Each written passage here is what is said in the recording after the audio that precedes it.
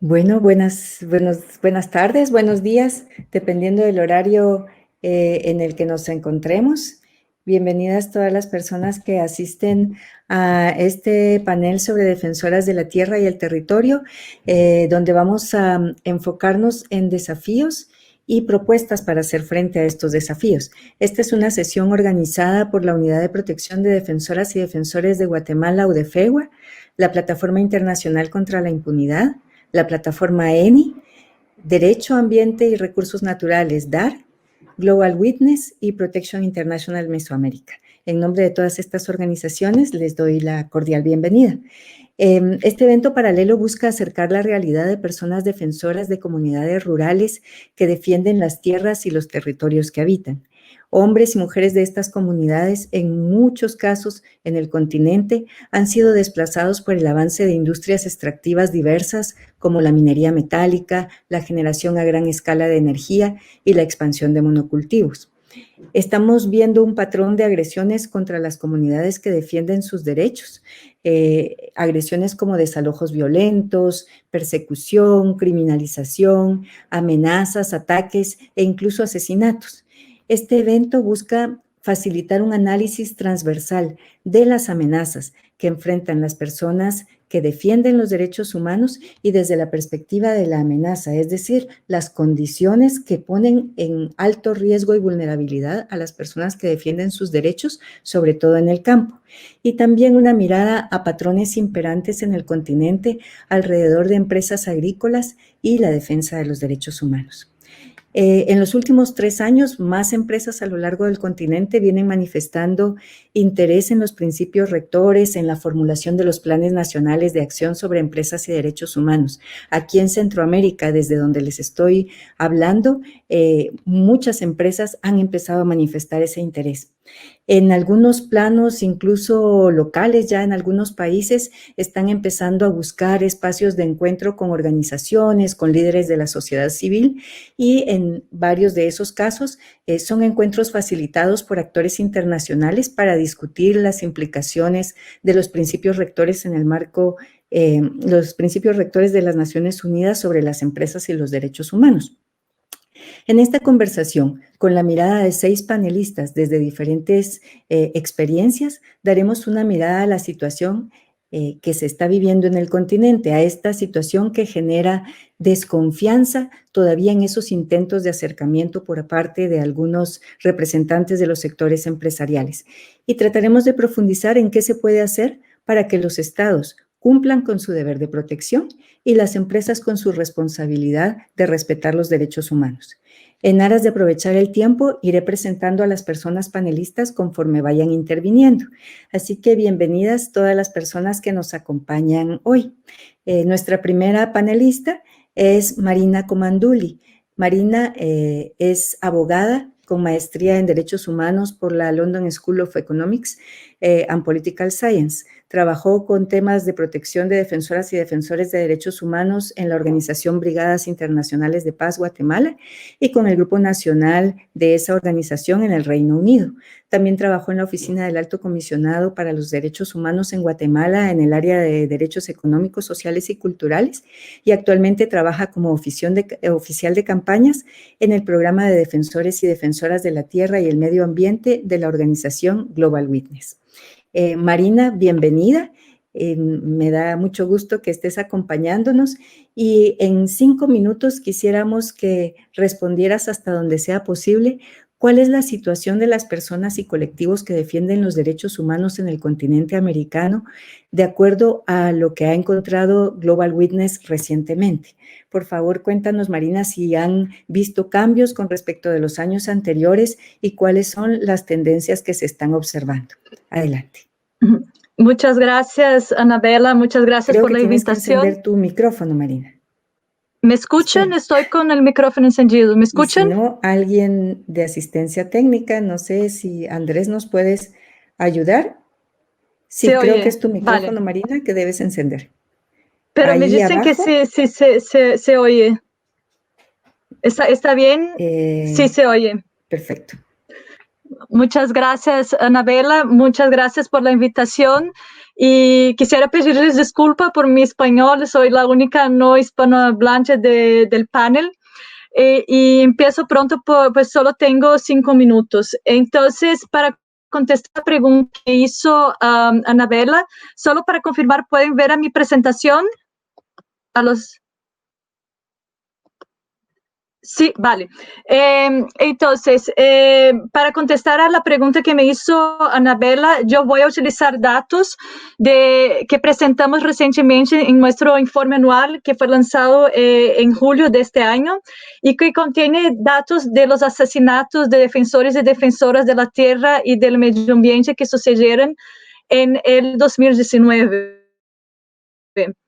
Lo que voy a intentar hacer muy rápido es ubicar la situación latinoamericana en el contexto global, porque Global Witness trabaja con la situación global de los defensores. Entonces, de los datos que recabamos el año pasado, más de 2/3 de los asesinatos ocurrieron en Latinoamérica, y esta es una situación que hemos visto ya en otros años. Desafortunadamente, tanto en números absolutos como en número per cápita, el mayor número de asesinatos ocurrió en Latinoamérica. Tenemos 64 asesinatos de defensores y defensoras en Colombia, y por eso Colombia es el primer país en número absoluto de asesinatos. Y en Honduras tenemos 14 asesinatos, lo que hace Honduras el país más peligroso per cápita del 2019. Una otra situación que me gustaría de comentar es que la mayoría de los asesinatos, muchos de los asesinatos, no la mayoría, pero sino un gran porcentaje de los asesinatos que ocurrieron en Latinoamérica se dieron en la región amazónica. Y casi el 90% de ellos, de los casos brasileños de los casos de Brasil ocurrieron en la región amazónica, y también tenemos casos de Perú y de Venezuela que ocurrieron en esta región, y no es algo que nos sorprende porque es una región con muchos recursos naturales, y estamos hablando aquí por una busca por recursos naturales que generan conflictos. También me gustaría hablar rápidamente sobre datos de comunidades vulnerables. Ustedes, como pueden ver con esta diapositiva, es que las comunidades indígenas son desproporcionalmente afectadas por los asesinatos. El 40% de los datos generales que tenemos son de personas indígenas, y eso no estoy hablando específicamente de Latinoamérica, sino en el contexto global, pero eso es muy similar en Latinoamérica. Y si pensamos que solamente el 4.4% de la población global es indígena, entonces así realmente nos damos cuenta de la proporción de la problemática en comunidades indígenas. También me gustaría hablar rápidamente por el tema de las mujeres. 1 de cada 10 personas defensoras asesinadas fueron mujeres. Eso puede parecer un número no muy alto, pero nosotros sabemos que las mujeres sufren amenazas y ataques específicos de género, y incluyendo el abuso sexual. Entonces, ni siempre vemos los ataques resultando en asesinatos, pero sí sufren un tipo de amenaza muy complejo. Anabela también me preguntaba si ha habido cambios en relación a los años anteriores, y yo les cuento que desafortunadamente no ha habido muchos cambios. Latinoamérica siempre ha tenido, con excepción del 2018, el mayor número absoluto de casos. Siempre ha tenido el país con el mayor número de casos. Este año, el año que pasó, el 2019, ha sido Colombia, pero en años anteriores ha sido Brasil. Y también entre los 10 primeros países con mayores números absolutos siempre está Latinoamérica. También eso no hay excepción. Siempre Latinoamérica ha tenido el país con el mayor número per cápita. Y para ser más específica, esto siempre ha ocurrido en Centroamérica, incluyendo países como Guatemala, Honduras y Nicaragua. En términos de sectores, y cuando yo hablo de sectores aquí me refiero al sector de agronegocio, al sector de minería y otros sectores que generan conflictos. Sí, esto hay cambios a cada año, pero en general la minería, el agronegocio y el sector hidroeléctrico sale entre los tres primeros sectores donde encontramos más conflictos. Y también me gustaría referir rápidamente a los pueblos indígenas, que como yo decía, son siempre desproporcionalmente afectados. Y este número en los últimos años está siempre entre el 25% y el 40%. Y para terminar mi intervención, espero que no estar excediendo mi tiempo, les voy a hablar sobre algunas tendencias que hemos observado. La primera tendencia es una tendencia que vimos antes mismo de la pandemia, que ha habido un incremento en campañas de difamación en contra de defensores en Latinoamérica, y con este incremento de campañas de difamación también se ha incrementado el número de ataques y amenazas en el continente. Y yo creo que todos estamos familiarizados a los casos de Brasil y Guatemala, donde después de pronunciamientos de los presidentes ha aumentado el número de ataques e incluso asesinatos de defensores. Y la última tendencia que me gustaría referir aquí está encuadrada dentro de este nuevo contexto de la pandemia. Por supuesto, la pandemia no trajo nada nuevo, sino que ha agravado una situación que ya conocíamos. Y esto, ¿en qué manera se ha agravado? Por ejemplo, ahora sabemos que sabemos dónde están los defensores, conocemos su ubicación y por eso ellos se han vuelto en un blanco mucho más fácil. En términos de criminalización, muchos juicios han sido suspensos y audiencias han sido realizadas a puertas cerradas. También hemos visto limitaciones al derecho a la protesta, aun cuando los participantes obedecen a las reglas del distanciamiento social. Y por último, un incremento de la vigilancia e intimidación de defensores y defensoras debido a la instauración de estados de sitio y estados de emergencia. Y si bien es cierto que estos estados fueran instaurados en respuesta a la crisis sanitaria, es una situación que ha agravado la violencia en relación a los defensores. Muchas gracias y devuelvo la palabra a Anabela. Muchas gracias, Marina, por tu presentación. Vamos a escuchar ahora la intervención de Pedro Landa. Pedro Landa es ambientalista, forma parte del equipo de reflexión, investigación y comunicación del ERIC. Es una obra social de la Compañía de Jesús. Es defensor de derechos humanos, especialmente defensor del derecho al medio ambiente sano. Pedro lleva más de 12 años acompañando en sus luchas a comunidades de distintas partes de Honduras y es reconocido en su país por su capacidad de análisis y liderazgo en la resistencia ciudadana ante industrias extractivas. Pedro ha representado a Honduras en la Convención Marco de las Naciones Unidas para el Cambio Climático, la COP23. Bienvenido, Pedro. En 5 minutos, si es posible, por favor, intentémoslo. ¿Nos podrías contestar cuáles son las principales características de la relación entre las élites y los estados centroamericanos, particularmente los estados de Honduras y Guatemala? Si nos puedes comentar sobre eso. Gracias. Bueno, muchas gracias, Anabela, y quizás, bueno, vamos a proyectar la presentación que he preparado para esto. Señalar que hay una falla de origen en los estados centroamericanos, dado de que en su nacimiento, cuando se da el periodo de independencia en la región, hay una situación muy difícil que fue que los países centroamericanos no se independizaron bajo un proceso de conquista, sino bajo un proceso de declaratoria.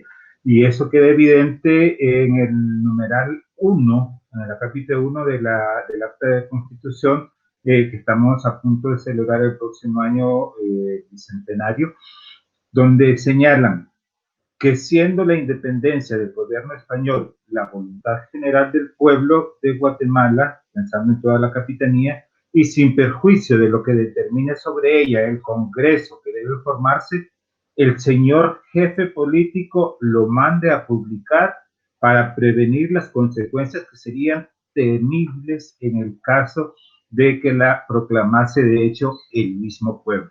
Entonces, aquí miramos cómo nuestra independencia surge como una medida de prevención a fin de que el pueblo no sea quien asuma la conducción de los estados, sino que se conserve siempre bajo el ámbito y el dominio de las élites políticas.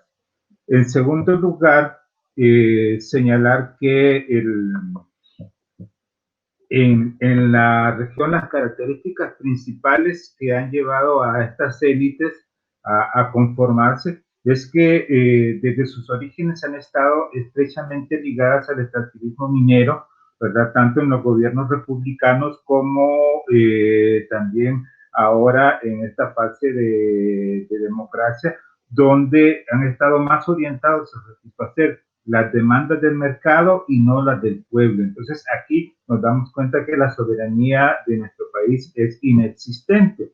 En segundo lugar son economías de commodities, es decir, bajo una modalidad de enclave en la que lo único que producimos son materias primas en el área de los minerales. Eso se dio durante el periodo colonial, durante la reforma liberal y ahora en esta última fase del neoliberalismo extractivista en la que estamos. También el enclave agroindustrial que se ha dado durante todos estos periodos, que primero fue el tema de los cultivos de algodón, de añil y de otros bienes de producción para España. Luego fue la República Bananera y finalmente ahora estamos con el tema de los agronegocios, específicamente la palma africana y los cultivos de exportación. Estas élites surgieron vinculadas a las migraciones árabes y palestinas del siglo XIX y el siglo XX y que desplazaron a las élites criollas heredadas por la aristocracia española e inglesa. Fueron también economías satélites dependientes de las políticas de Estados Unidos y de las IFIs. Y en esta línea creo que es importante señalar los principales efectos que esta política ha generado, ¿verdad? En estas últimas 4 décadas, que es la fase que nosotros llamamos fase de neoliberalismo en su expresión extractivista, ¿no? Las élites empeñadas en entregar la soberanía al mejor postor, esa ha sido una de las características en Centroamérica, pero también en el resto del continente. También el tránsito que se ha dado de la alianza en la burocracia política y el militarismo, que han pasado de financiar a los políticos a hacerse con el control político. Entonces aquí vemos que se ha dado una fusión entre la economía, la política y el gobierno para formar una sola élite que se impone sobre los territorios. Hemos pasado de ser productores de granos básicos en la región a la explotación indiscriminada de los bienes naturales, lo que ha generado una mayor dependencia de la región. Eso ha llevado también que para esto que sea posible la desregulación progresiva, fiscal, laboral, administrativa, social y ambiental para facilitar la llegada de las inversiones extranjeras en la región. Igualmente ha conllevado una regresividad en las obligaciones de derechos humanos y garantías ciudadanas de la población centroamericana. Las economías de enclave que han surgido específicamente en esta fase de exacerbación del extractivismo están caracterizadas por el despojo territorial y las graves violaciones a derechos humanos. Y las crisis democráticas que estamos viviendo en toda la región tienen que ver con esto, ¿no? Con el surgimiento de gobiernos que sean serviles o fieles al gran capital, y es por eso que hemos asistido a golpes de Estado, a los fraudes electorales, al militarismo, al sicariato judicial de los defensores y defensoras de la tierra y el medio ambiente, pero también a los liderazgos mesiánicos que han surgido en la región, donde personas que no están vinculadas al mundo de la política salen como los que pueden salvar la situación en la que estamos inmersos. Finalmente, élites económicas y políticas corruptas y con fuertes vínculos con el crimen organizado, eso se ha dado en toda la región. para llegar a una gran conclusión, que desde el periodo de la independencia hasta el periodo actual, los estados nacionales han sido muy débiles porque hemos tenido una ausencia real de soberanía y estamos a punto de llegar a este segundo bicentenario, donde la explotación de los bienes naturales, la escasez del agua, los incendios forestales, la tala de los bosques y los monocultivos, junto con las concesiones mineras y energéticas, son las que están dañando las principales fuentes de riqueza y biodiversidad, pero además son una amenaza que es alimentada por la propuesta de desarrollo basada en la industria extractiva.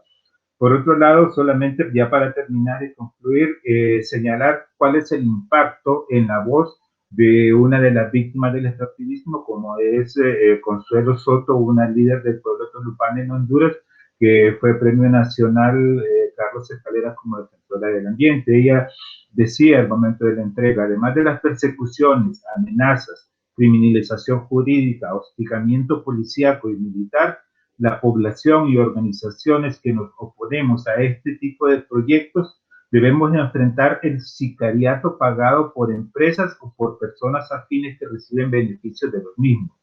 A consecuencia de nuestra lucha en defensa de los recursos naturales, mi esposo fue asesinado este año y en la actualidad, junto a varios compañeros de lucha, estamos amenazados a muerte. Por esta situación salimos de nuestras comunidades, pero al regresar nos enfrentamos con la misma realidad. Mi familia y yo estamos amenazados nuevamente. Nos dicen que si seguimos luchando nos va a pasar lo mismo que le pasó a mi esposo y a otros 3 compañeros que fueron asesinados hace 3 años aquí en nuestra tribu. Creo que esto refleja con mayor claridad la situación del impacto que ha tenido en la vida social y política y en la vida de las comunidades el modelo extractivista. Muchas gracias. Gracias por tu presentación. Quisiera verificar con Andrés, que nos está asistiendo, si tenemos a Ángel ya en línea. Y entonces, si es así, vamos a intentar presentar a Ángel Kib Tiul. Lo presento y si Ángel ha tenido un poco de problemas esta mañana con su conexión. Ángel es licenciado en Trabajo Social, egresado de la Universidad Rafael Landívar, es facilitador territorial en el IDEAR con GECOP en las tierras bajas de Guatemala, ha acompañado procesos de organización, investigación e incidencia en la defensa de los derechos humanos de comunidades afectadas por el monocultivo de la palma aceitera.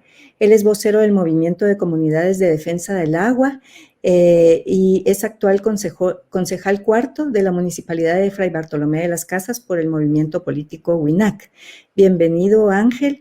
En el contexto que nos describía Marina, ¿cuáles son los elementos claves que has visto tú en el caso de las comunidades que acompañas y sobre todo también con la mirada en las personas defensoras de derechos humanos, esta última mirada que nos hacía Pedro Landa hace un momento?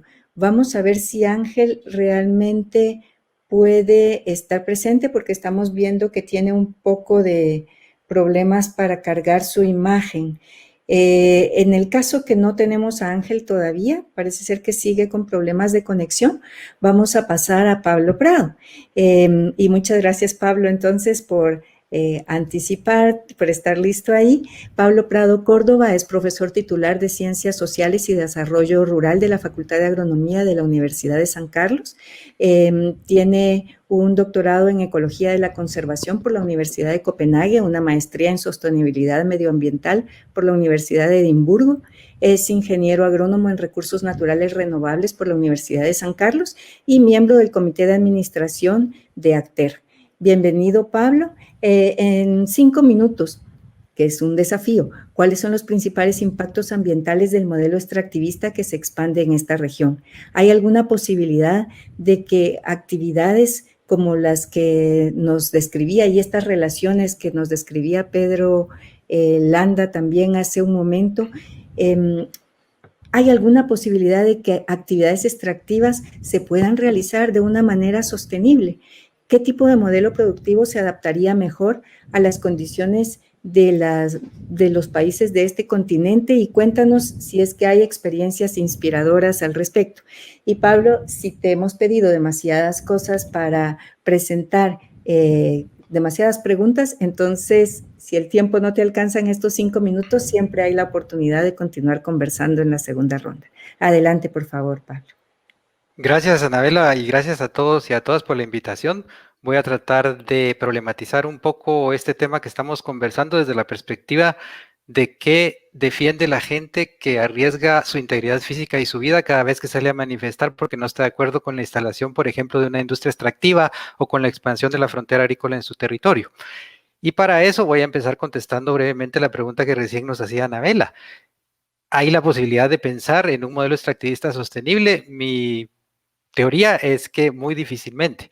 Y en cualquier caso, la primera cosa que para mí, desde mi perspectiva, habría que hacer para pensar en un modelo, digamos, de sostenibilidad es superar la corrección política de la retórica hegemónica. Entonces, alrededor de estas ideas es que les quiero presentar algunos datos que tuve la oportunidad de reunir para decir 2, 3 cosas que me parecen fundamentales, que desde el punto de vista social o socioeconómico, la expansión, digamos, del modelo extractivista en el continente o en el subcontinente latinoamericano, pero concretamente en el caso de Guatemala, que es lo que me interesa compartirles, pues acusa, digamos, unos rasgos que más bien nos hacen pensar desde la perspectiva académica que estamos asistiendo a un proceso de precarización de las condiciones laborales. Hay suficientes investigaciones que dan cuenta de ello y por si esto, digamos, fuera poco, también se da la perpetuación de un, digamos, esquema en la correlación de fuerzas políticas del país que aprovecha justamente esa capacidad, digamos, económica y esos vínculos con los tomadores de decisiones para hacer cosas como facilitar los procesos administrativos que normalmente tienen que, digamos, surcar las organizaciones campesinas cuando pueden tener acceso a la tierra. El otro elemento en este plano más social y económico es que ahí tenemos evidencia, y ahí les dejo un poco, espero que puedan estar viendo la presentación, un par de referencias bibliográficas que dan cuenta de cómo los trabajadores, en este caso de la palma aceitera, de las plantaciones de palma aceitera, tienen peores condiciones de seguridad alimentaria en la actualidad. En el caso, ya pasando a la pregunta más concreta, Anabela, del medio ambiente y de las condiciones para la viabilidad ecológica de los territorios, a mí en lo concreto me preocupa la escasez de agua potable que se deriva, digamos, del uso nuevo, digamos, que hacen las plantaciones en muchos territorios rurales y también la proliferación de cosas como las moscas cuyas poblaciones parecen aumentar con este cultivo. Y finalmente, y en este, digamos, tema también más bien ecológico, yo no quería dejar de vincular, digamos, la expansión no solamente de las plantaciones de palma aceitera, sino del modelo, digamos, del monocultivismo extensivo con la pandemia que estamos atravesando actualmente, ¿verdad? Cada vez hay más evidencia, por ejemplo, en la presentación, si no la están viendo ahora, pues la verán en algún momento que les preparé. Pues les dejo ahí un poco las referencias. Hay un estudio de 2017 que alerta, digamos, sobre el efecto negativo que tiene la expansión de la frontera agrícola en una región del Amazonas, concretamente para las poblaciones de fauna, para las poblaciones de mamíferos, concretamente ahí, y también el vínculo con la pandemia, ¿verdad? Que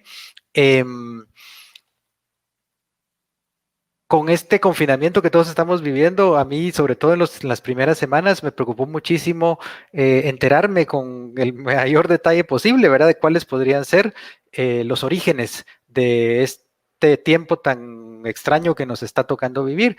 Y todo apunta, por lo menos en la revisión que pude hacer, a que el origen de esta pandemia, pues es zoonótico. Ahora se trata de una enfermedad que originalmente, digamos, existía más bien a nivel de los agentes patógenos en ciertas poblaciones de fauna silvestre, cuyos hábitats han sido primero fragmentados y después destruidos por este mismo proceso o este mismo fenómeno de expansión de la frontera agrícola. Entonces ya desde el 2013 e incluso desde años antes hay por lo menos 20 años de investigación con respecto a las enfermedades zoonóticas que nos alertan sobre las consecuencias negativas que en este caso para la salud humana tiene la expansión de la frontera y del monocultivismo. Y finalmente, un ejemplo que me parece el más claro de todos, ¿verdad? En Guinea, donde se cultiva la palma aceitera desde hace mucho tiempo, la presión del mercado obliga a los productores a pasarse al modelo industrial y eso está vinculado también con la zona cero del brote de ébola que sacudió también mortalmente incluso al occidente de África. Entonces, ¿dónde veo yo la esperanza? En modelos alternativos como la agroecología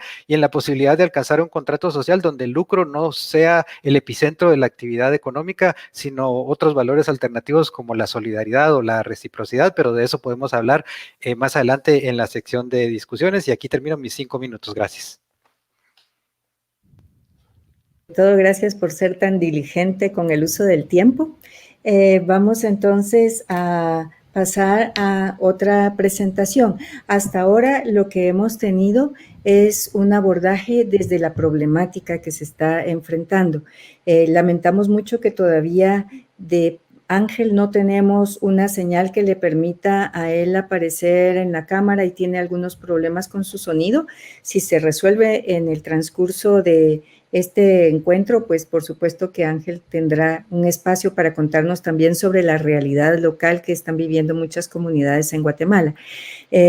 Por ahora vamos a pasar a al siguiente momento, que es hablar sobre las propuestas. En este contexto de amenazas a personas defensoras de derechos humanos, ataques contra su vida, su integridad física, en el contexto de cooptación de los estados que prevalece en la región o en muchos países del continente, que de algo de eso nos hablaba Pedro Landa, y luego con esto que nos compartía Pablo Prado sobre los grandes daños al ambiente por parte de estos procesos extractivos y sobre todo por la expansión de la frontera agrícola. Frente a todo este contexto y esta problemática abordada de una manera bastante rápida pero muy profunda por parte de las personas precedentes, Aida Gamboa de Dar, ella es licenciada y magíster en Ciencia Política y Gobierno de la Pontificia Universidad Católica de Perú. Es coordinadora del programa Amazonía de la Organización Peruana Derecho, Ambiente y Recursos Naturales, más conocida como DAR. Aida, en 5 minutos nos puedes compartir en este panorama cómo reforzar el deber de protección, de respeto y garantía de los derechos humanos que tienen los estados en todo el mundo, pero aquí en esta región, y cuáles son las principales propuestas que tienen DAR y otras organizaciones de la sociedad civil aliadas suyas en el continente y en Perú frente a estos grandes desafíos que estamos observando. Adelante, Aida. Gracias, Anabela, muchas gracias por la invitación y también por estar, estar aquí presente en esta discusión y en este diálogo. Sí, a ver, yo quería dar al inicio, ¿no?, unas primeras reflexiones sobre la importancia de que los estados puedan implementar mecanismos eficientes, ¿no?, para el respeto de los derechos fundamentales, principalmente los derechos de acceso a la información, participación, consulta previa, justicia ambiental. Y en ese sentido, desde DAR y de sociedad civil se han realizado una serie de acciones, ¿no?, y venimos participando en la región promoviendo diferentes instrumentos, ¿no?, a través de medios de comunicación, a través de campañas de comunicación, campañas de incidencia, gestión también del conocimiento. Y una de esas principales propuestas es, por ejemplo, que se pueda implementar efectivamente los estándares del Acuerdo de Escazú, ¿no? El Acuerdo de Escazú creemos que es un instrumento fundamental para justamente que los derechos humanos sean respetados efectivamente en los estados. Ahora, en el proceso de reactivación económica de muchos estados a raíz de la pandemia del COVID-19, es fundamental que estos procesos se lleven, sí, promoviendo inversiones, pero con el respeto de los derechos humanos, ¿no? Y en ese sentido, el Acuerdo de Escazú integra también los principios, ¿no?, los principios rectores de empresas y derechos humanos, porque también en el proceso de negociación se incluyeron o se discutieron estos principios, por ejemplo, dentro del artículo de acceso a la información, y asimismo, esto es fundamental también para la protección de las y los defensores de derechos humanos ambientales, ¿no?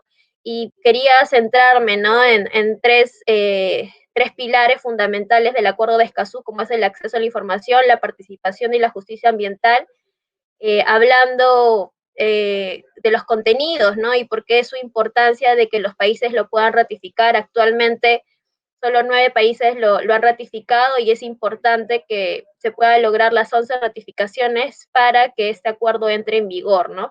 Y en ese sentido, si bien en los países hay legislaciones, ¿no?, de acceso a la información, participación y justicia, este acuerdo de Escazú fortalece, ¿no? Y también fortalecería la puesta en práctica, ¿no?, de diversos mecanismos. En el caso de acceso a la información, un tema fundamental y que se vincula, ¿no?, con los principios rectores de empresas y derechos humanos, es que se incorpora una disposición para que los estados puedan promover también el acceso a la información de parte de las empresas privadas, ¿no? Si bien se enfoca en el sector público, también los estados tendrían obligaciones para que las empresas puedan diligenciar información socioambiental sobre sus impactos, sobre los proyectos, entre otros. En el caso de la participación, de igual manera, ¿no? Se alienta a los estados a que la participación sea efectiva, ¿no?, desde el inicio de la toma de decisiones de las poblaciones afectadas, y también de la mano y en coordinación con el sector privado, ¿no? Porque son el sector privado quienes tienen la mayor cantidad, ¿no?, de inversiones, por ejemplo, en la Amazonía peruana, donde muchos de los conflictos, bueno, en la Amazonía en general, ¿no?, en América Latina, donde muchos de los conflictos socioambientales se generan justamente por la superposición, ¿no?, de los proyectos de inversión sobre territorios indígenas, ¿no? Otro elemento fundamental es el acceso a la justicia, y acá también, ¿no?, tiene una gran participación las empresas privadas y las empresas públicas del Estado, ¿no? Muchos de los actores externos, ¿no?, vienen realizando diversos mecanismos o hostigamientos y, como se ha presentado anteriormente, asesinatos a los defensores en derechos humanos, y justamente fortalecer, ¿no?, el sistema de justicia de los diferentes estados es un mecanismo o es un elemento fundamental para contrarrestar todo este contexto de asesinatos en nuestra región. Y aquí algunos elementos que plantea el Acuerdo de Escazú, y que es importante que los estados también lo implementen, no solamente a través de la ratificación, sino también lo pueden implementar como parte, ¿no?, del avance progresivo de los derechos humanos, que es, por ejemplo, ¿no?, que se implementen mayores juzgados especializados en temas ambientales, lo que actualmente muchos de nuestros países adolecen, ¿no? De igual manera que haya, por ejemplo, el uso de interpretación o traducción de idiomas distintos a los oficiales en estos distintos procesos, ¿no?, de judicialización, procesos administrativos.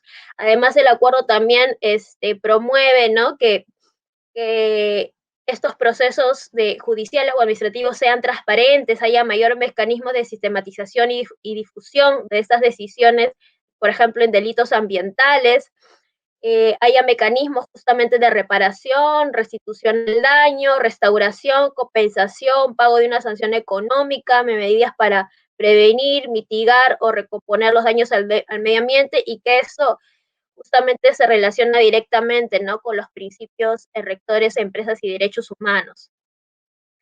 De igual manera, el acuerdo, por ejemplo, propone, ¿no?, que hay una especial atención a los grupos en situación de vulnerabilidad mediante mecanismos de apoyo, asistencia técnica y jurídica gratuita. Y en ese sentido, muy aparte, ¿no?, de que aún los estados no ratifiquen, estos elementos deben ser incorporados, ¿no?, dentro de las acciones del Estado. Y en el caso de defensores y defensoras, justamente aquí el acuerdo propone, ¿no?, que se deben implementar medidas adecuadas para reconocer y proteger todos los derechos, ¿no?, de los defensores ambientales, incluidos el derecho a la vida, libertad de opinión, expresión, etcétera, medidas para garantizar el entorno seguro y propicio, y otras medidas para investigar y sancionar ataques o amenazas, ¿no? Por ejemplo, en Perú ya se ha implementado un protocolo de protección a los defensores de derechos humanos y esa también podría ser una experiencia que puede ser replicada en otros estados, si bien todavía este protocolo necesita implementación y también se viene elaborando un registro, ¿no?, de identificación de defensores. Hay iniciativas desde los estados en América Latina que se pueden ir implementando, ¿no?, en coordinación con sociedad civil, justamente para combatir, ¿no?, los conflictos socioambientales, la corrupción, promover transparencia, promover la implementación efectiva de los derechos humanos, en especial estos derechos transversales que fortalecen otros derechos, ¿no?, como a la salud, a la consulta, a la participación. Y este es un elemento fundamental porque el Acuerdo de Escazú también promueve, ¿no?, el acceso a información en temas de salud, lo que va a ser muy importante ahora en tiempos de pandemia. Y finalmente yo quería comentar algunas recomendaciones principales, ¿no?, desde sociedad civil, que son importantes, ¿no? No solamente promover la ratificación del acuerdo, sino otras iniciativas, como por ejemplo la transparencia en las industrias extractivas, ¿no?, el gobierno abierto, los datos abiertos, que no hay un retroceso, ¿no?, o una flexibilización de los temas ambientales y los derechos humanos que en muchos países hemos visto cómo al inicio de la pandemia se ha querido flexibilizar los marcos normativos en derechos humanos, ¿no? Y ahora en la reactivación económica va a ser fundamental. Otro tema es que se pueda comunicar la información continua y actualizada de cómo, por ejemplo, la pandemia y luego en el proceso de reactivación, toda esta situación y este proceso va a afectar o viene afectando, por ejemplo, la vida de los pueblos indígenas, ¿no? Transmitir información actualizada sobre el COVID-19 con mecanismos idiomas, actualizada expectativa en otros idiomas, considerar el uso de idiomas de comunicación masivos, radios locales, radiofonía, redes de comunidades indígenas, implementar, ¿no?, estas políticas y juzgados especializados con enfoque intercultural.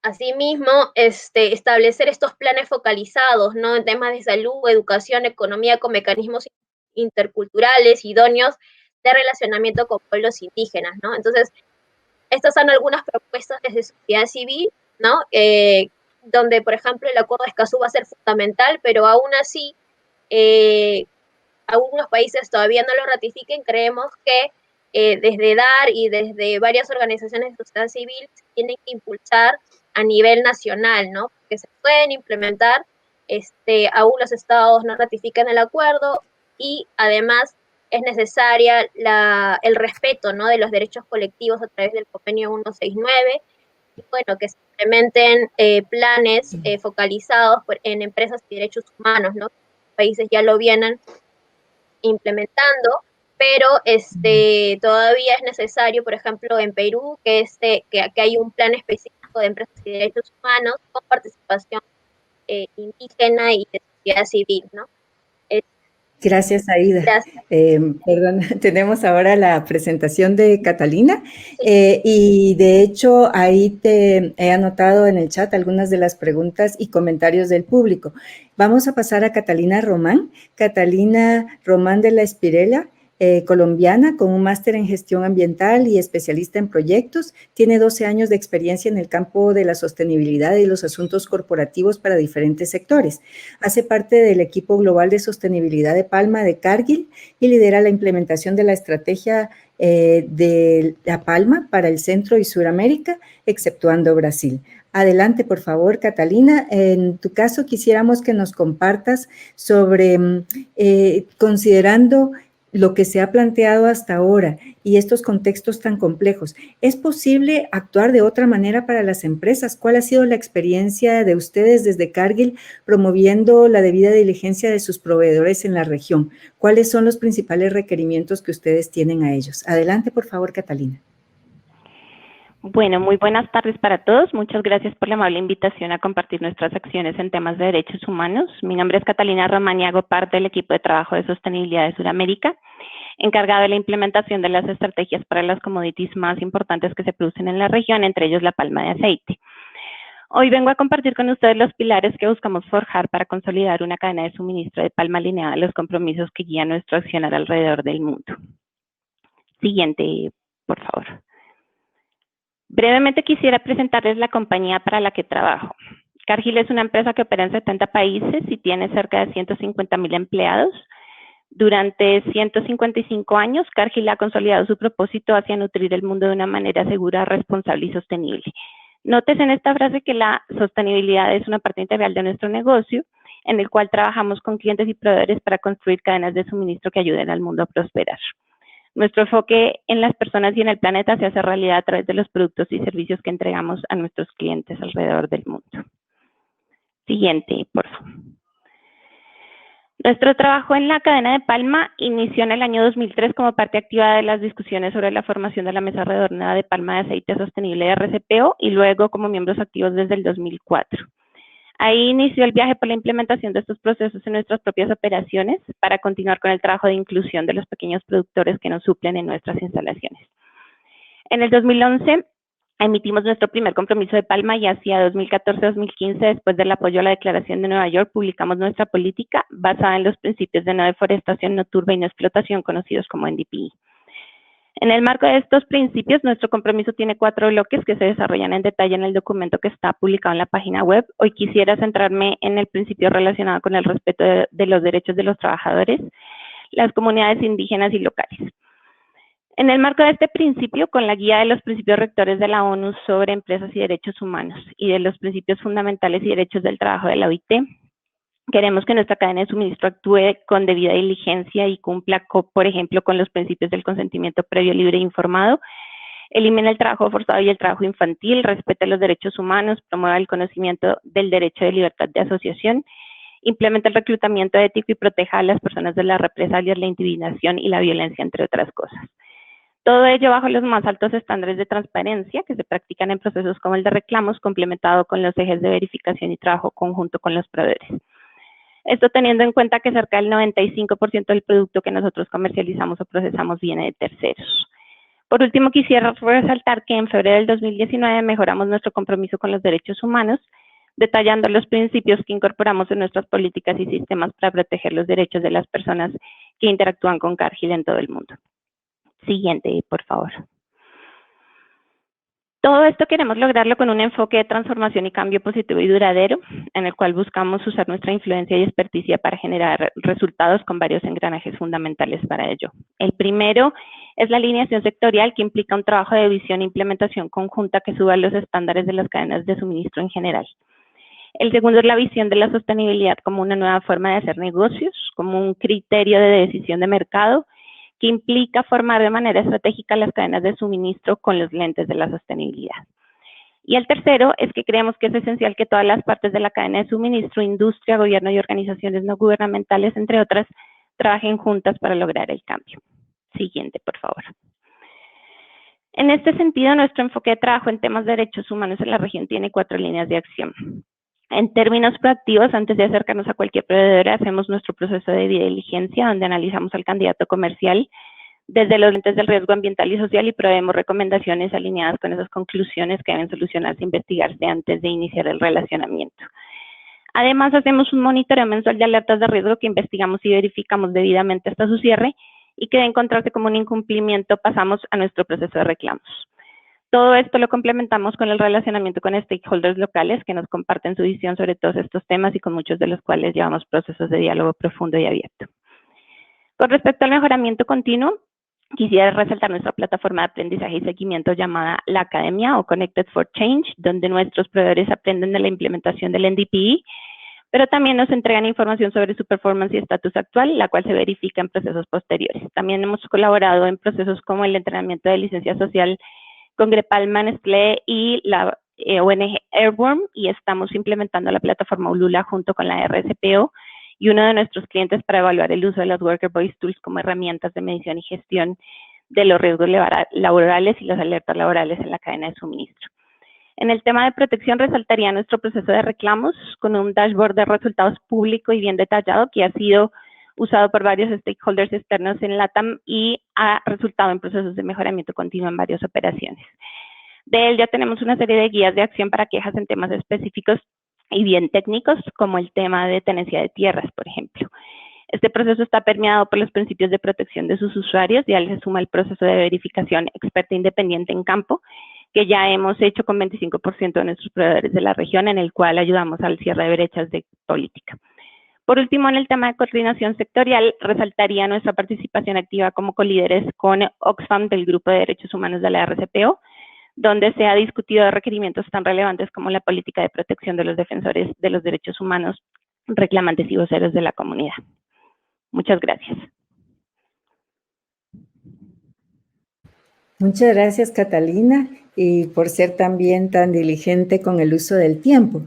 Vamos entonces a pasar al momento de discusión. Tenemos algunas preguntas que vienen desde el público, pero antes de pasar a estas preguntas, una pregunta a ti misma, Catalina, que estás aquí todavía muy cerca del micrófono, y si nos puedes contar un poco sobre la mesa de palma y aceite sostenible. ¿Qué son los avances que han tenido en las discusiones sobre la protección de las personas defensoras de derechos humanos? Si nos puedes contar un poco brevemente, porque ahora estamos en el momento de la discusión, tenemos 15 minutos antes de cambiar, porque tenemos 10 minutos un poco encima del tiempo. Entonces, adelante, por favor, Catalina, cuéntanos cómo va esa discusión de la mesa de palma y aceite. Yo, pues, resaltaría con respecto al trabajo del Grupo de Derechos Humanos, que es un grupo multi-stakeholder, y está enfocado a la discusión sobre todo la aplicación de los estándares y sus sesgos locales en temas de derechos humanos.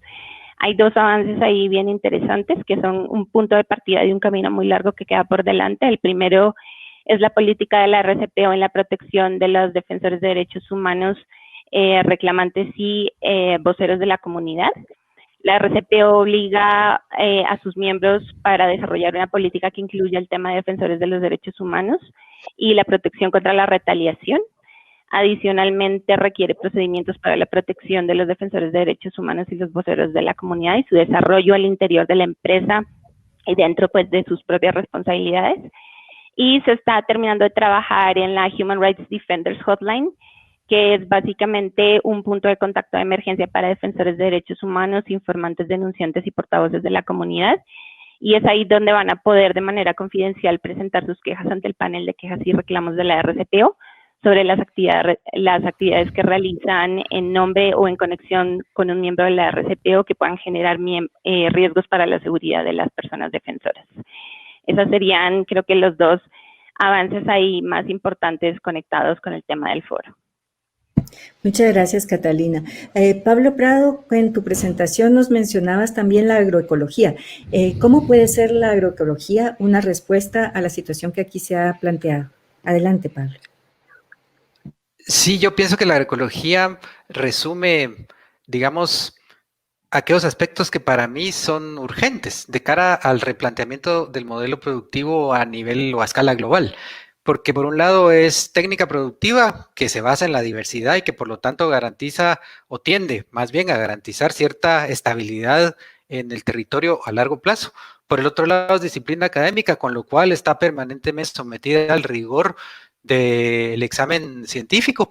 También es movimiento social y eso, digamos, abre la posibilidad de vasos comunicantes con las organizaciones campesinas y con los defensores, en este caso de la tierra y del territorio. Y en cuarto lugar, también es expresión de espiritualidad, que nos reconecta un poco, como dice Leonardo Boff, con la parte más bien del pathos, ¿verdad? De la intuición y de las emociones que normalmente desde una perspectiva hegemónica occidental se hace a un lado. Entonces yo regresaría, digamos, con esto de la agroecología, lo que decía al inicio, que para mí es bien importante dar o vernos a una discusión de tipo más bien filosófico con respecto a cuáles son los derroteros, es decir, ¿para qué queremos, por ejemplo, que producimos la actualidad y en los volúmenes en los que lo hacemos, ¿verdad? Es decir, yo tengo muy claro el objetivo de la rentabilidad, pero hay otras cosas que son tan o más importantes. ¿Perdón? Te perdimos por un momento, se oyó entrecortado, pero creo que logramos captar la mayor parte de la idea, Pablo. Muchísimas gracias. Quisiera pasar a Pedro Landa. Eso. Sí, gracias. Y es que hay una pregunta desde el público que estaba en principio pensada para Ángel, pero en vista que Ángel no logró conectarse, entonces nos preguntaban si la conflictividad y vulneración de los derechos humanos está en el modelo extractivista. ¿Cómo superar este modelo extractivista, Pedro? Y sobre todo porque tú trabajas en una organización de la Iglesia. ¿Qué dice la Iglesia con respecto de este modelo extractivista? Si lo puedes resumir brevemente, adelante. Gracias, Anabela. Un par de cosas. Primero, el tema que la Iglesia recientemente celebró el año pasado el Sínodo para la Amazonía, pero con una visión universal.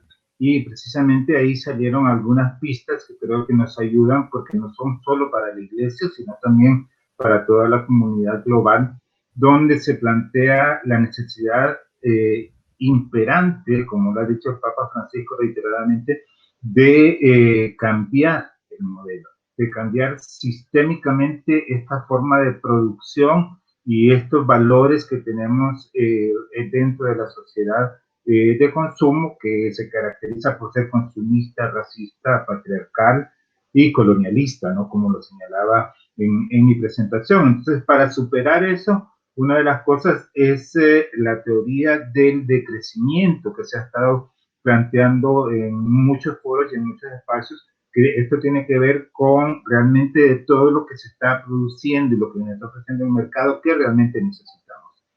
Entonces, volver a una cultura de mayor sobriedad y no de ostentación para también a partir de ahí, que eso nos lleve a una distribución de las riquezas y de los bienes que tenemos para disminuir las brechas de desigualdad que existen en el planeta, ¿no? Porque ahí habemos sociedades, como dice el Papa, descartables o países portátiles que se venden y se exportan totalmente, y eso es necesario cambiarlo, y para eso es necesario pensar en que se necesitan cambios de carácter político, estructural a nivel sistémico, es decir, el cambio de sistema. En segundo lugar, que se necesita volver la mirada hacia la forma de relacionamiento de los pueblos originarios, sus culturas, su sabiduría, su riqueza ancestral, porque ya hay mucha información al respecto de que ellos son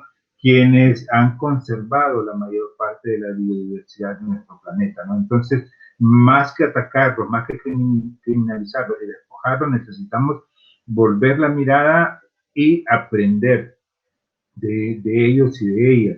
Y en tercer lugar, el tema de la necesidad de volver a una visión de ecología integral donde todo está conectado, es decir, que tenemos que poner un freno a esta explotación indiscriminada que se está dando de los bienes y recursos naturales, que cambia la biodiversidad y los sistemas naturales, porque estamos, pues, como se ha anunciado muchas veces, llegando quizás a un punto de no retorno, pero todavía estamos a tiempo de cambiarlo. Y una de esas cosas tiene que ver con esta propuesta que Aida nos mencionaba del acuerdo de Escazú, que creo que es una de las apuestas que tenemos que hacer para que los gobiernos de América Latina ratifiquen este acuerdo para que exista verdad, justicia y reparación integral, que son los pilares de la dignidad humana y los derechos humanos que estamos llamados todos y todas a proteger.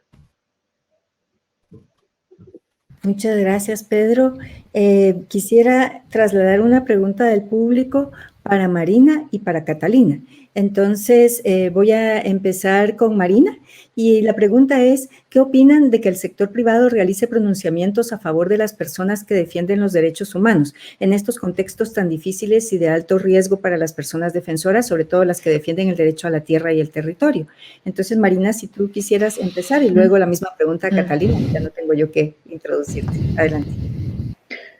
Gracias, Anabela. Sí, eso es, nos parece una muy buena idea. Incluso Global Witness acaba de publicar un informe que desafortunadamente solo tenemos en inglés, que se llama Responsible Sourcing. Y ahí hablamos sobre la importancia de que las cadenas de suministro sean responsables, ¿no? Y que empresas como Cargill, por ejemplo, hagan una debida diligencia en toda su cadena de suministro.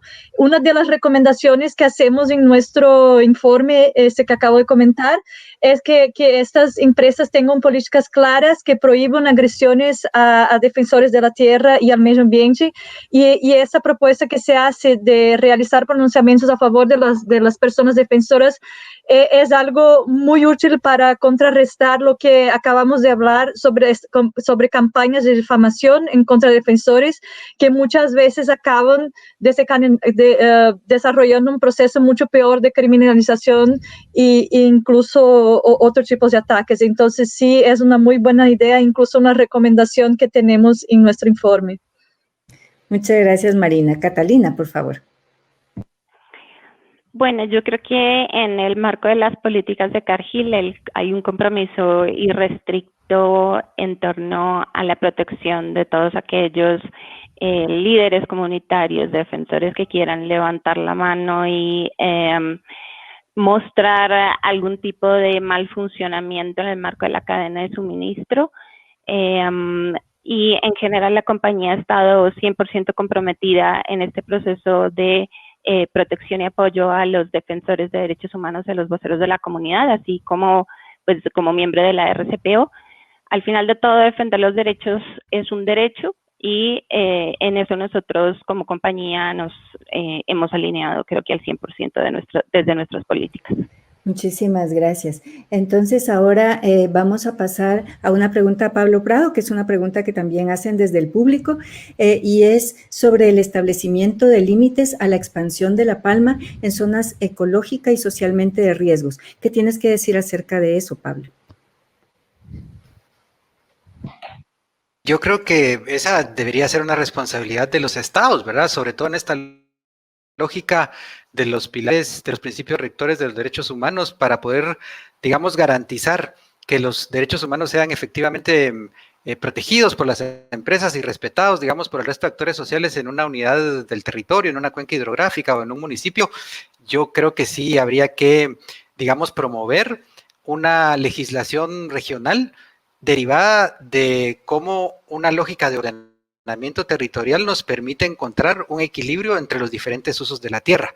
Mi punto es que no debería ser necesariamente el lucro, digamos, el único elemento a considerar, sino más bien cuáles son las necesidades sociales y las necesidades de los ecosistemas para mantener su viabilidad en el largo plazo. Finalmente, sin viabilidad ecológica no es posible la vida, entonces no sirve de mucho tener unas tasas, digamos, exorbitantes de acumulación financiera en la actualidad, si con eso estamos hipotecando el futuro, que es un poco lo que estamos viviendo en carne propia ahora con esto de la pandemia. Entonces yo creo que sí, o sea, el Estado tendría que legislar con fuerza y acotar, digamos, las posibilidades que el planeta permite finalmente, ¿verdad?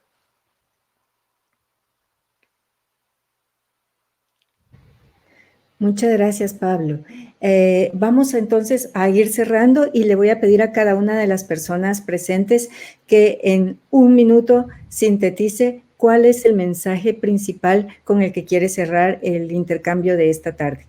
Entonces vamos a empezar en el orden inverso al que hicimos las primeras presentaciones, con Catalina. Adelante, Catalina.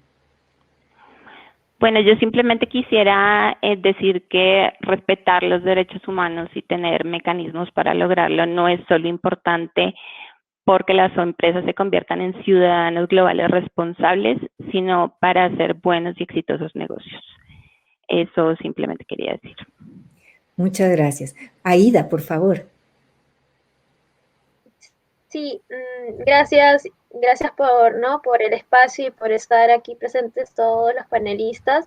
Yo quería mencionar, ¿no?, que el respeto de los derechos humanos no solamente es desde los estados, sino también de las empresas y en colaboración con sociedad civil, se pueden tejer alianzas, ¿no? Justamente para la implementación efectiva del acceso a la información, la participación y la justicia ambiental, y que el Acuerdo de Escazú sería uno de estos instrumentos, ¿no? Que podrían apoyar hacia el desarrollo sostenible y hacia la incorporación efectiva de las poblaciones vulnerables en la toma de decisiones, ¿no? Justamente la mayoría de los conflictos socioambientales es por esta falta de información y participación de las poblaciones como pueblos indígenas dentro de las decisiones que toman los gobiernos. En ese sentido, bueno, hacemos un llamado a los estados y a las distintas organizaciones a apoyar este proceso de ratificación y también la implementación de los principios rectores de empresas y derechos humanos. Gracias. Muchas gracias, Aida. Sí, hemos visto bastantes comentarios en el chat precisamente sobre el Acuerdo de Escazú. Y ahora vamos a pasar con Pablo Prado. Pablo Prado, ¿cuál es tu mensaje de cierre aquí al grupo? Estamos observándote en pantalla, Pablo. Adelante. Creo que Pablo se ha quedado congelado. Entonces vamos a pasar a Pedro Landa y luego si recuperamos a Pablo, vamos con Pablo. Adelante, Pedro. Muchas gracias.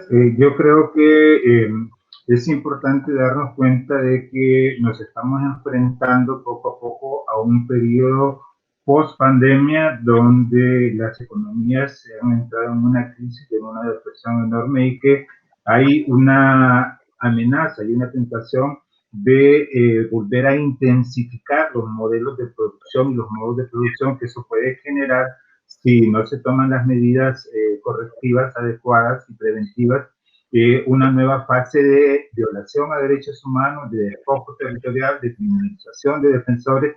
Entonces, aquí tenemos que darnos cuenta de que si queremos volver a una nueva normalidad, no significa volver a repetir lo anterior, sino que tenemos que pensar en esos cambios reales que nos permitan prevenir que se puedan generar mayores conflictos sobre la tierra, el territorio y la vida de los defensores y defensoras del medio ambiente. Y precisamente allí coincido con Aida de que uno de estos pilares fundamentales es el Acuerdo de Escazú, porque vuelve vinculante lo que los principios rectores manejan como voluntarios y lo que las mismas empresas también manejan como responsabilidad social empresarial, que es voluntario, o los principios de la OCDE, que también son voluntarios. Yo creo que necesitamos pasar de principios voluntarios a principios obligatorios, ¿verdad? Donde es la vida la que está en juego, la vida del presente y del futuro de la humanidad y del planeta. Gracias. Muchas gracias, Pedro. Vamos con Marina. Adelante, Marina. Gracias.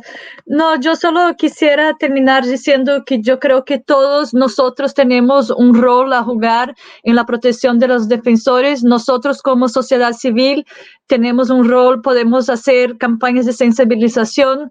Los gobiernos pueden apoyar actuando en el tema de legislación y políticas públicas que ataquen el tema de la inseguridad legal relacionada con el derecho a la tierra.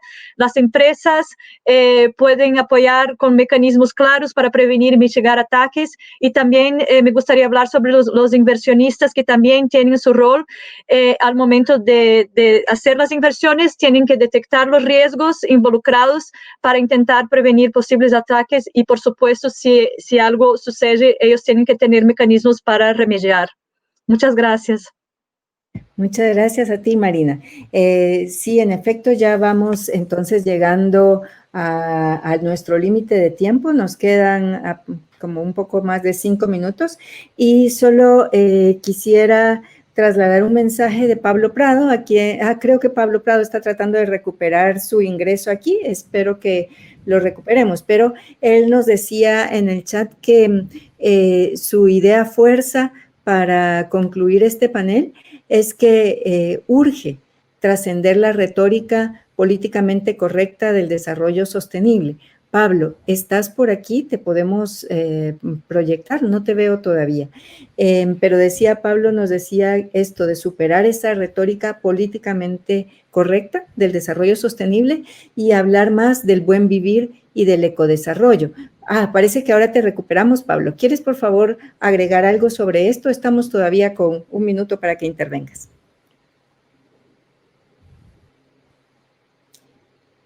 Creo que tu imagen está nuevamente congelada. Qué mala suerte. Y yo quisiera entonces solo plantear un asunto alrededor de la discusión que hemos tenido, y es que este panel, como ustedes saben, tiene por nombre Defensores de la Tierra y el Territorio, antiguos desafíos y nuevas propuestas. Lo que hemos intentado con este abordaje es tratar de dar un abordaje más estructural a la problemática que enfrentan las personas defensoras de la tierra y el territorio.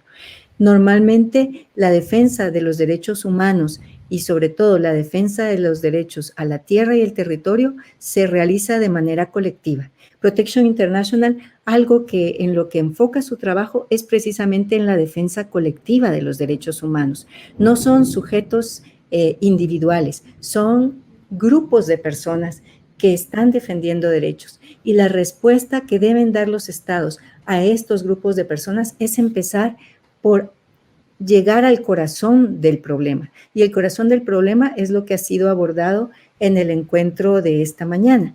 Nos han preguntado en el chat también sobre las presentaciones. Si estas presentaciones pueden obtenerse en algún lugar, sí, las presentaciones estarán accesibles a todas las personas que lo deseen en la misma página de Quinto Foro sobre Empresas y Derechos Humanos.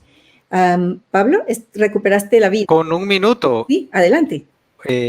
Lo que pienso es que la realidad también está constituida a partir del lenguaje que usamos. Entonces, en la medida...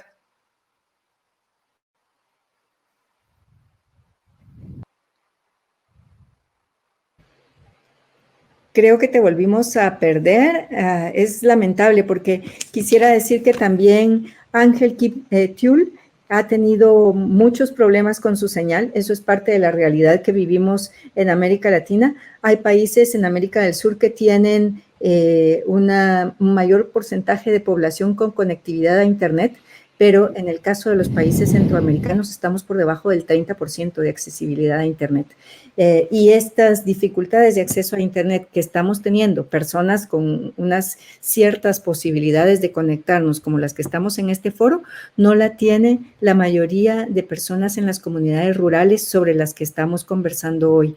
Y por eso lamento tanto que Ángel no haya podido participar, porque Ángel precisamente venía a poner la voz desde esas comunidades rurales que están defendiendo sus derechos humanos. Entendía del mensaje de Pablo que lamentablemente con esto de la señal se volvió a cortar, que coincide mucho con lo que nos decía Pedro Landa sobre esta necesidad de un cambio sistémico en las formas de consumo y entonces volver la mirada a otras formas de relacionamiento con la vida, con la naturaleza, con las personas que nos rodean.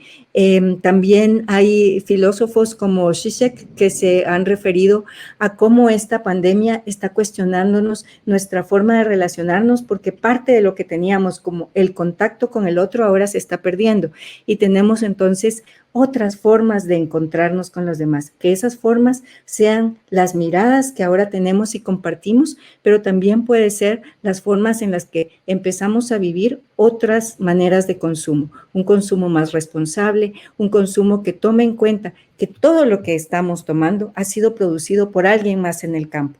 Y como ya nos mencionaban las personas aquí, hay muchos que han dejado la vida defendiendo la vida. O sea, y eso no se recupera. La única manera que hay para recuperar las vidas y para reparar en algo el daño de vidas perdidas es que se establezcan garantías de no repetición. Esto tiene que parar. Ya no se puede seguir asesinando y vulnerando la vida de las personas que defienden la tierra y el territorio. Muchas gracias y hasta pronto.